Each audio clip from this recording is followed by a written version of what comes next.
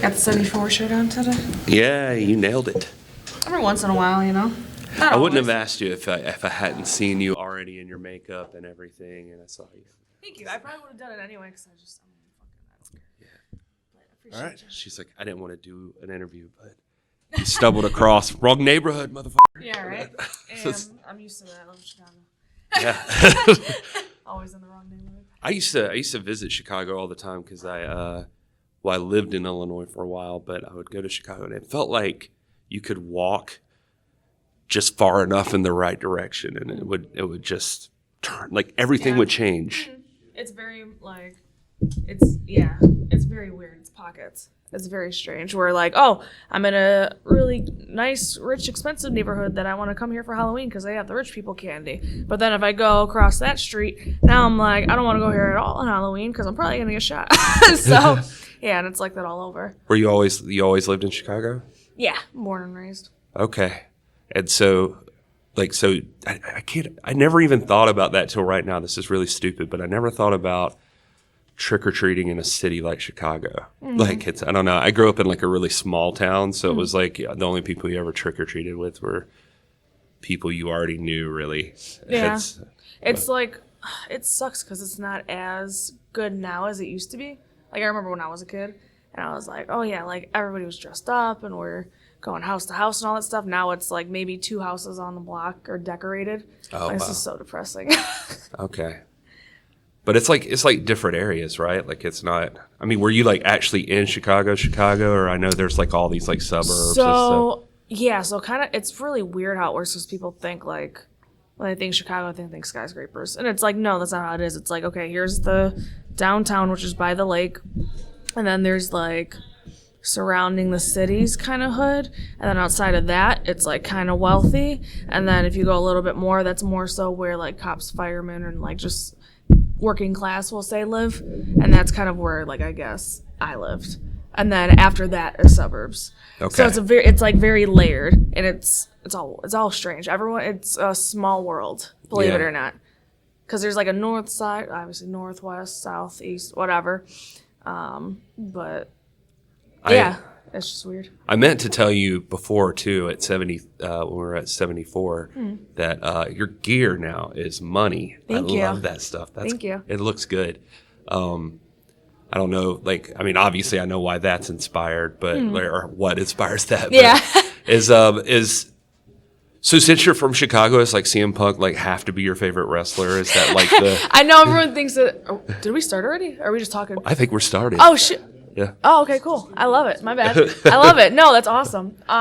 We like to sneak up on people. No, I like it. Oh, you're trying to get me like get a scoop. I get you. Trying to get me to rat on people. Actually, I hate CM Punk. Like, actually, One time he punched me in the face when I was a little girl. oh my gosh. No, but he like, it's funny. Everyone thinks like, oh, you're from Chicago, so he has to be your favorite. I'm like, nah. John Cena is my favorite.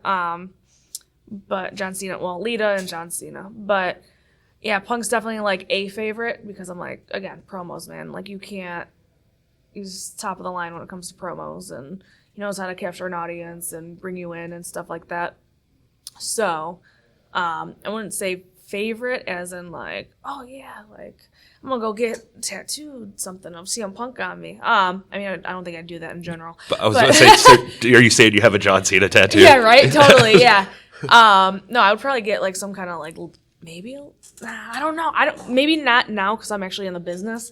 So in my head, I'm like, oh, I need to be professional. I can't be a mark anymore. You just have John Cena doing the can't see the like a whole huge back tattoo. No, actually, technically, I do have a tattoo, but you can't see it. Oh, there it is. There's the joke. That's good. That's good. I have a John Cena tattoo, and it's perfect. Yep, it's right here. I love it. Yeah, exactly. Oh, that's awesome. So, all right. So, were you always a wrestling fan? Yeah, pretty much. So my first I say I have 2 first matches that I've seen. The first match that I ever saw was actually John Cena's debut, which ironically was in Chicago, which I'm like, weird, like everything happens for a reason, metaphors, like universe crap, all that fun stuff. So like when I saw it. I was actually, my grandfather was there with me, and he was blind from diabetes. And so he couldn't see what was on the TV, but he could hear. And I'm watching, and I'm like, this dude's kind of hot. And I'm like, I don't even know how old I was. I was probably too young to be thinking about, like, stuff like that. But he was my first guy crush. Gotcha. But I remember my grandpa, like, because my grandfather came from Europe, 18, didn't know English. So he has a thick accent. I could never replicate it. But he would watch it back in the day. Gorgeous George, Ric Flair, like, where they would, like, put money and, like, it's so serious. And, like, no, this is real. Like, they yelling at the TV, stuff like that. So when I actually was watching it and he heard it, he was like, no, don't watch that. Don't watch that. You're going to get a hole in your stomach and die and all this stuff. And I'm like a little kid. I'm like, what? That was in 2003. So I was 8 years old. So I'm like, well, I don't want to die. You know, I'm like an 8-year-old. You're just kind of traumatizing me, Grandpa. Thanks. Later on, I found out what he meant by that. I was like, I'm going to get an ulcer from being all like, oh, gotcha. Yeah. I was like, a hole in the stomach is really specific. Right? Yeah. So exactly. That's why I was like really freaked out, because I was like, I was like, is this some kind of weird magic voodoo TV? I don't know what's going on. But then later on, which is also kind of funny, my grandmother, so I didn't watch wrestling after that because I was terrified, pretty much. But then my grandmother, and to this day, works at a church. And over the weekends, I would go with her to church, like help her out and all that stuff. But I would chill out in the Sunday school room on Sundays. Well, Saturdays and Sundays. And they had a TV in there. So I'm just chilling in there eating my, like, McDonald's hotcakes and sausage all the time because there's a McDonald's right across the street. And I came across Raw, which was in Spanish. And I saw the match between Matt Hardy and Edge, the ladder match. Loser leaves Raw. Okay. Or, you know, at the time they thought you were going to get fired, but that was like the first of the, oh, you leave Raw, but really you're going to SmackDown. Right. Or now it's NXT, or whatever the case may be. And so when I saw Lita in that match, I didn't know about the real history or anything. I just saw the match. And I was like, oh, she's like getting in there with the dudes. I'm like, this is badass. And I was like, that was kind of me growing up. Like, I grew up with guys. I'm an only child. So I had 2 older guy cousins, 5 and 6 years older. So pretty much anything that they would do, like skateboarding, sports, video games, like we would just all hang out and do stuff. And so even outside of that, like my guy friends, I would like wrestle them in the snow, and like if we would play in the summer, if we would play baseball or softball or whatever, and you know, there's like obviously the cage over home plate, and the ball would pop up and get stuck in the cage. I was the one over all the guys that would go climb up in the cage to poke it through, so then we could get and play again. But yeah, that's kind of that story. That's interesting. So, well, no, it's just cool. I'm always curious because like I've loved wrestling my whole life, right? So, but I don't know. I guess it never clicked for me to like, oh, I can go do that. Yeah. You know, and so, I mean, we're here now, obviously, but it was like, you know, like I could have started training and started, you know, trying to actually pursue it. And I'm wondering like what clicks in people's brains that they're just like, oh, I'll just go actually be a professional wrestler. So like, where did you end up training at? So, I actually trained later than what I would have liked to. I hate being like tragedy stories, but like, so after that match, I fell in love with wrestling. I was such a nerd. And I got to a point in school where I was the weird chick that liked wrestling, and I got bullied for it. Oh, wow. So because of that, I was like, this is stupid. I don't like it like defeated me kind of. So I didn't watch it for a while. And, well, actually the last straw was I admitted to the one side of my family. I was like, oh, I want to be like a wrestler. And I was like, this was on Thanksgiving and it was my birthday. And I was like, oh, I'm going to tell them. I was like, oh, I'm totally going to do it. And they all just like laughed at me. Oh, no. They're like, yeah, okay, sort of thing. And that was it. I was like, screw it. I'm done. I don't want to do anything like this anymore. So shortly after, and I always wanted to be a wrestler secretly, but it was always like an internal battle. But one thing that my mom always wanted me to do, she was like, I always want you to get an education. And again, I was fortunate enough that my grandfather saved a college fund for me. So she was like, well, he saved it for you, so come on. So, and nobody on my mom's side of the family has ever really gone past a high school diploma. So I have an associate's and I was about to get a bachelor's. But I remember after I got my associate's, I kind of was like, you know what? It was one of those things that was eating me up on the inside, and and I remember the year that I decided it was like a lot of things happened to me, like personally, and I was just like, you know what? I don't want to live life with regrets. So I'm like, screw it, I'm going to do it. And I was how old was I? 2017. I can't do math. I'm 26 right now, about to be 27, so somebody could do math on that. But It's not going to be me. Yeah, it ain't going to be me either. But yeah, so in 2017, I actually found, I started Chicago style wrestling, in Chicago, obviously, hence Chicago style wrestling. And the way that I found them, actually, they used to go to my high school and run shows in the gymnasium, like most indie shows do. And until that happened, I thought it was just WWE, and I watched like Impact, here and there. So other than that, I was like, oh, that's the only way to get it. Or in my brain, I was like, oh, I wanted to go to the Olympics for soccer. And I was like, because they, athlete, whatever the case may be. And so that's the only way I was like, oh, that's the only way I'm going to be involved in wrestling is I have to show some kind of whatever. So when I found that and I found CSW, I was like, oh, cool, I could actually do this like outside of that. That's freaking awesome. So I knew nothing of the indies. So I trained there for almost 2 years, and then after that I transitioned to freelance wrestling, mainly under Bryce Benjamin, and he actually had a previous school somewhere else before merging with freelance, and he's just kind of like the guy in Chicago that everyone's like, hey, you want to learn wrestling? This is the guy to go to. You want to get better? You want to own your craft? You want to be clean and crisp and you want to achieve your dreams, this is the guy that you want to go to because he's going to help and push you. And so right now I'm still training under him. We're no longer with freelance wrestling. He has another school outside of there. But so I know everything has like, I'm not a simple story, which I love, but at the same time, I'm like, it's kind of obnoxious. We need you to condense this down. Sorry, guys. No, it's fine. It's really cool, and I think people would like to know more about you because you kind of just showed up one day on NWA, and there you are. And I know, and this is awesome. I think you talked shit about Camille one time, and then I do that sometimes.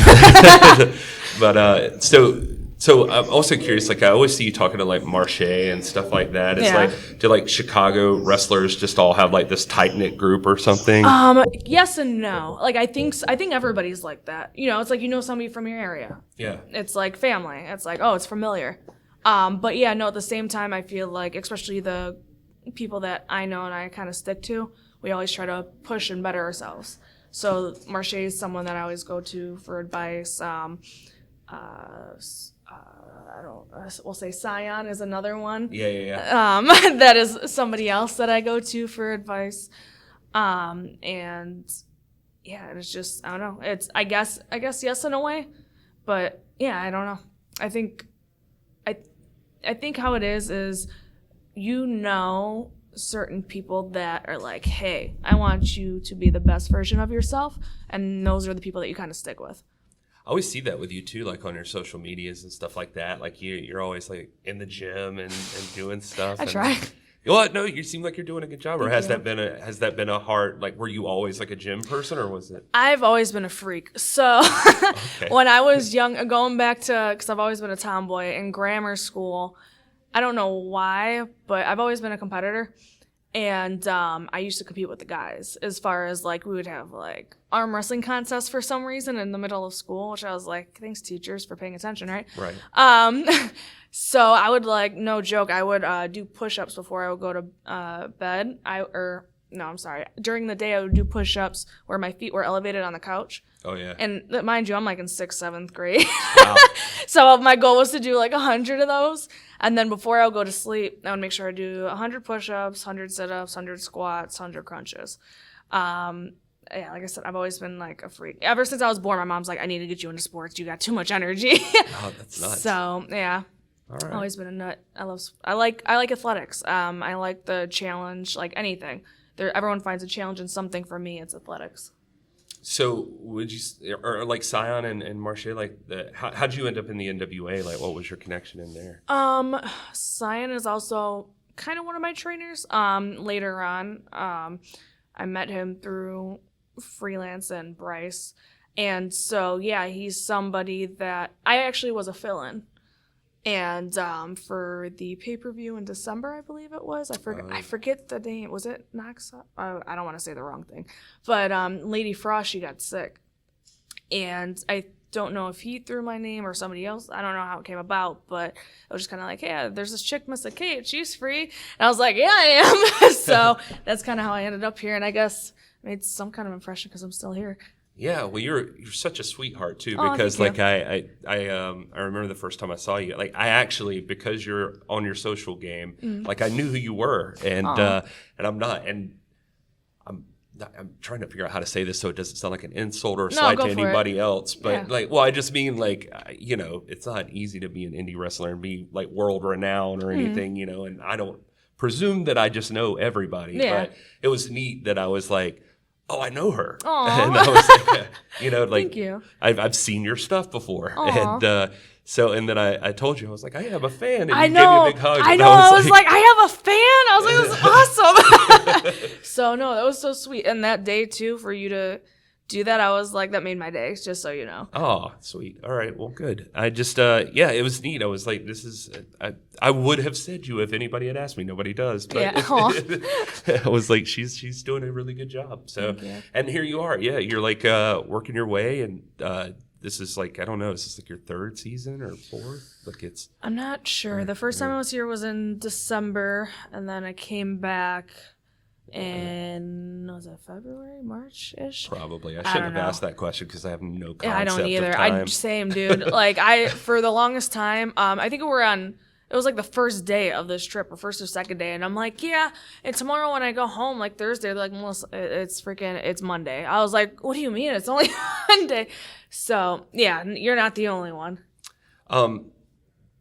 If people were looking you up right now and they wanted to like just get to know more about your work besides like Powerrr, is there like a favorite match you have that you've done or something? I'm the worst person to ask because I'm my biggest critic. I'll have fun. There's matches where I'm like, oh, this was good or this was fun or whatever. So I'll have matches like that. Excuse me, I got a burp. That was kind of gross. Clearly no filter. So right now, a company that I work with outside of NWA, MAW, Midwest All-Star Wrestling, and I don't know if it's like some kind of vibe there or what's going on, but a couple matches that I've had there. I've had one with Sandra Moon, and I've also had one with Natalia Markova, who works here. I feel like I've seen like a poster for that or something. Yeah. And that one was really good. We did can we swear in here? Yeah. Okay. We did a double cunt kick. Whoa.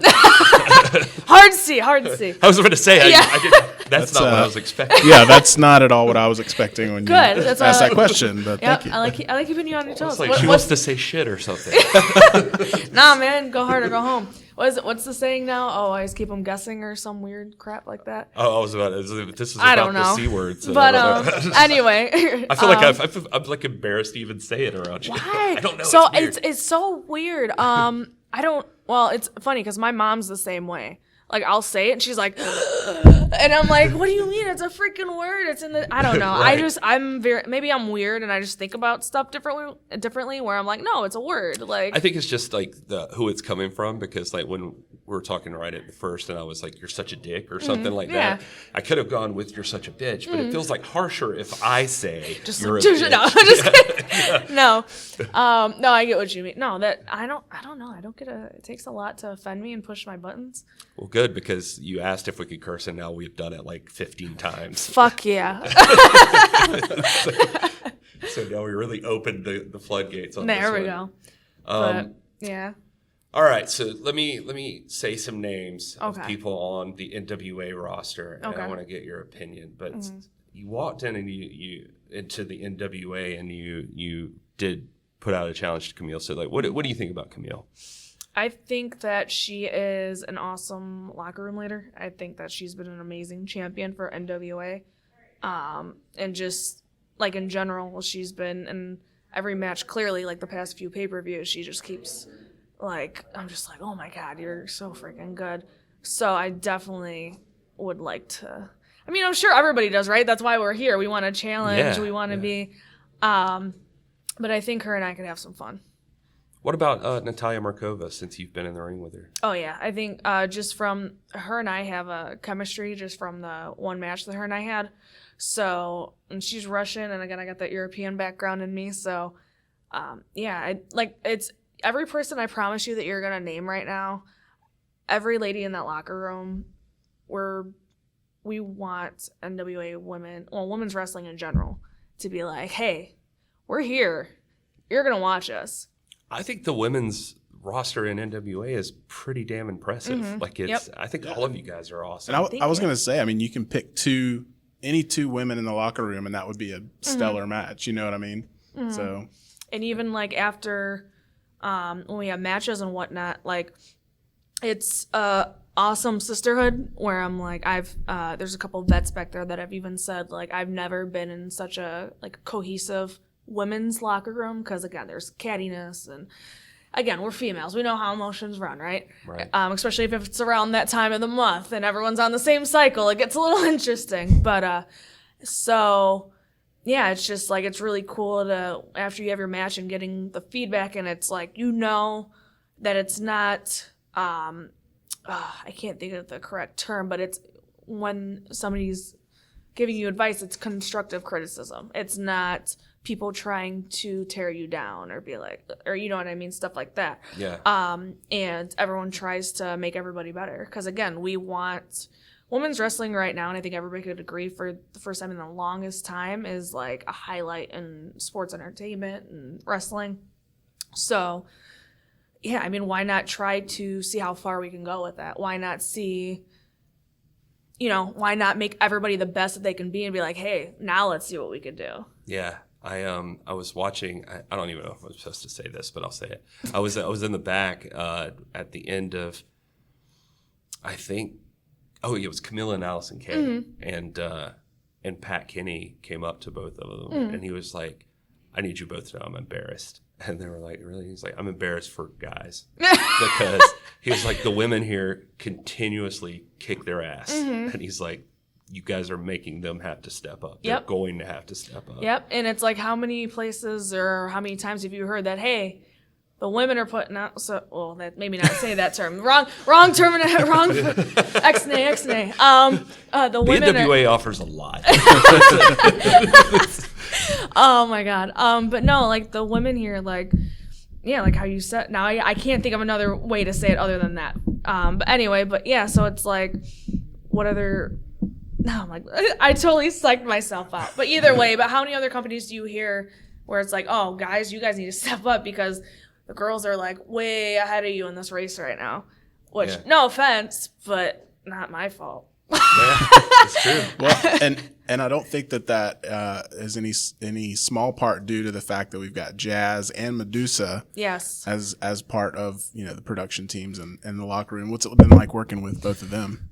Well, first of all, my first experience here, I don't know how I didn't break down crying, because I'm like, the locker room that I was in, like I said, Jazz, Medusa, I had Mickie James, we had Melina, Velvet Sky, Angelina Love. I'm like, these are people that I watched, and I'm like, I'm in the locker room with them. And there was, I'm not going to lie, there was, during that time, there was a second or whatever that I was kind of being harsh on myself, and Mickie came in the room, and she's like such a good mom, and she's like consoling me. She's like, no, don't worry about it, honey, and all this other stuff. So I'm like, Mickie James is like hugging me right now. But, and I'm like, yeah, and I'm like, oh my God. So yeah, just even being in the same like vicinity, let alone talking with them like, hey, how's it going? How's your day? How's home? And it's I literally I'm speechless because I can't put it into words. Like it's amazing. I get the same way just walking around here myself sometimes, just some of the people you see and that sort of thing. Mm-hmm. So yeah, as a person who's busted your ass to get here, to finally be in a place where there's like all of these people you would have seen and who have made an impact in wrestling. It's just, I don't know, it's wicked. I get goosebumps like as we're talking. Yeah, same. Because it's freaking awesome.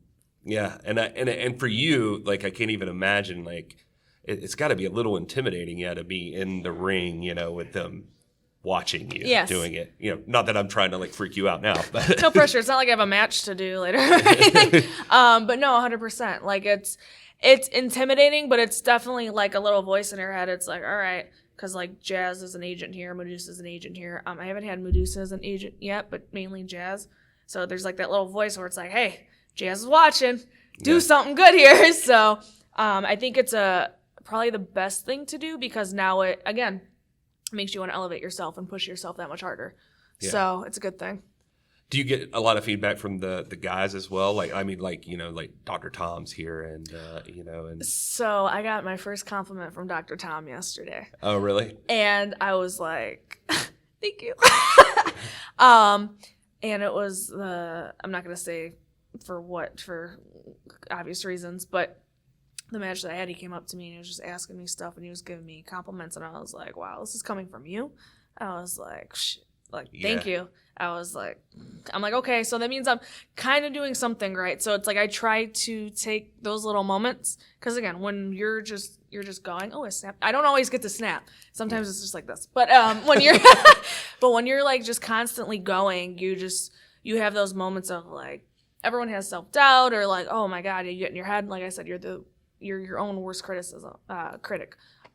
So when you have somebody like that be like, hey, no, like it's almost like keep going, it's okay, like you're in the right direction. I'm like, it's like a breath of fresh air. I'm like, okay, all right, like relax, you got this, like you're doing something right, just keep going in this direction. So you're talking about that self-doubt thing, just like what, and this doesn't have to be like even about being a female, but if you want it to be, but like what's the, like as a person who's on the indies and you're working your way up, like what's the most frustrating part that people probably wouldn't understand, like just about trying to break through in wrestling? I mean, for me in my stage right now, I feel like I want to, well, I'm fortunate that it's starting to happen a little bit more now. The most frustrating is kind of when you're starting, but I think it's a life lesson now looking at it. When you're first starting and it kind of seems like you're having like the same matches and you're wrestling the same people and it's almost like in a way you feel like you're not progressing because everything feels the same or very similar. But then it's like, no, you got to step out of that and think like, oh no, this is happening for a reason. This is happening because it's like, all right, well, you had a match with this person like 3 weeks in a row and this is the 4th week. All right, well, how are we to make this different? How are we going to better each other for this and stuff like that? And now and I keep saying the word fortunate, but I'm like, I don't know what else to say. But, I am fortunate enough now that I'm starting to get different matches with different girls, and hopefully I want to get deeper into the intergender matches because I feel like that would be fun for me to explore. And so that's the new frustrating part for me, I guess, is now, okay, I'm leaving kind of like a little bit of this behind as far as like this having the same, like the repetitiveness. Now I'm like venturing off to okay, I've never worked with this person. How are we going to feel in the ring? Are we going to flow? Or is it going to be like butting heads? Or, this person, now I'm kind of taking leadership of somebody who's newer. And so now I'm like, okay, can I be a good leader? Am I going to be able to get us through this? So stuff like that, which again, it's learning experience and I'm like a firm believer everything happens for a reason. So I just try to look for lessons and everything. But yeah, I guess right now the frustration would be, okay, how do I adjust? Yeah, I'm really glad you said that, Ashley. And I know we're at TV taping, so I want to be respectful of your time. But thank you. You seem like a person who is like a lesson person. Like you yeah. Is there a best piece of advice you've gotten or something like through this process? I've gotten a lot of good pieces of advice, but I'm stubborn and my brain's stubborn, so it doesn't always go in there and stick in there. Not like in a disrespectful way, but it's like my main thing is I got to keep reminding myself I'm still like a baby in this business. Right. And that's, I guess we'll talk about as a female, it's frustrating because you think I'm 26 right now, which in reality, that's not old at all. But in wrestling, it's like, oh my God, I'm 4 years away from 30. I'm like, I'm already past like 4 or 5 years in wrestling. I have 4 more until I'm 30. Like, how long do I want to, and I want to fail, all that stuff. But yeah, so sorry, I forgot your question. No, just like a piece of advice that stuck out. A piece of advice, that did seep in. Ricky Marvin. And it's funny, Ricky Marvin, Sion, Bryce, it's kind of a repetitive advice that I don't know why it doesn't want to stick, not in a bad way, but they're like, hey, just be yourself and you'll be fine. Because in my head, again, I'm a competitor, I'm a perfectionist. So I'm like, no, this needs to be like this way, this needs to be like that way. It's like, no, like you just be yourself, have fun, relax. And like, honestly, another piece of advice we'll say, I was asked at a previous interview was, what would you say to people that are coming up in this business and maybe even younger girls and whatnot? And it can be frustrating. It's just kind of like, just men and women, everybody, you guys can, as long as you put in the hard work, then it'll pay off. You just got to keep believing in that, even though it feels like days